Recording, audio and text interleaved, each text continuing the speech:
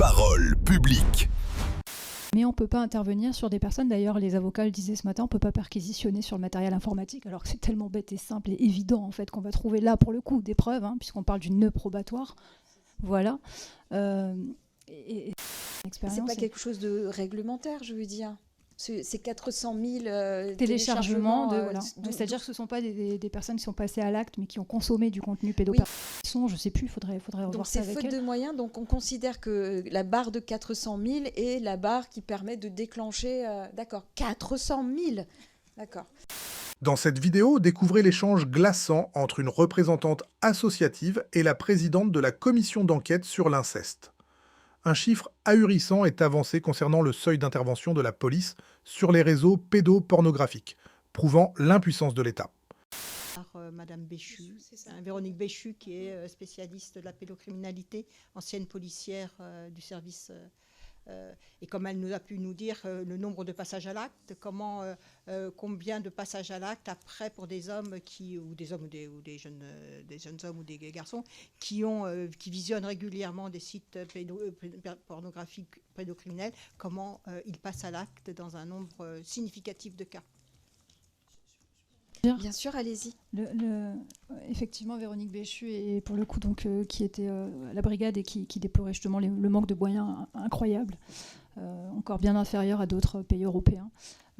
Et parallèlement, la France, qui est, je crois, le 3e hébergeur mondial de sites de pédopornographie.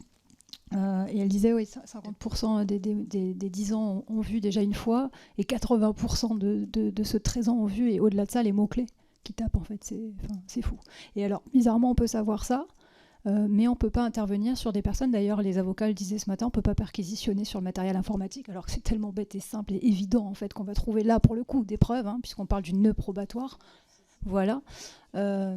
Et ça, c'est en soi, c'est complètement aberrant. J'ai perdu le fil du coup.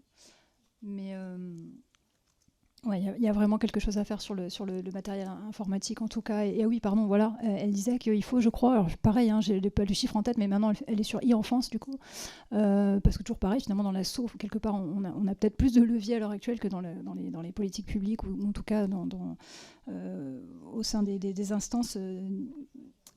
Je crois qu'il faut 400 000 téléchargements pédopornographiques avant qu'on puisse intervenir sur la personne, parce que de toute façon, il n'y a pas de moyens, et des fois elle est obligée d'y aller toute seule en fait. 400 000, d'accord. Ouais. Je crois même que c'est beaucoup plus, mais vraiment, moi je suis sur ce chiffre, quoi. Enfin, c'est pas moins, voilà. Pour qu'on puisse éventuellement pouvoir aller interpeller la personne. On le voit en fait, il y a des adresses IP même qui passent par des VPN. Alors elle a fait un livre, Véronique Béchu, qui est très plein de choses qui sont dues à son expérience. C'est pas quelque chose de réglementaire, je veux dire. C'est 400 000 téléchargements.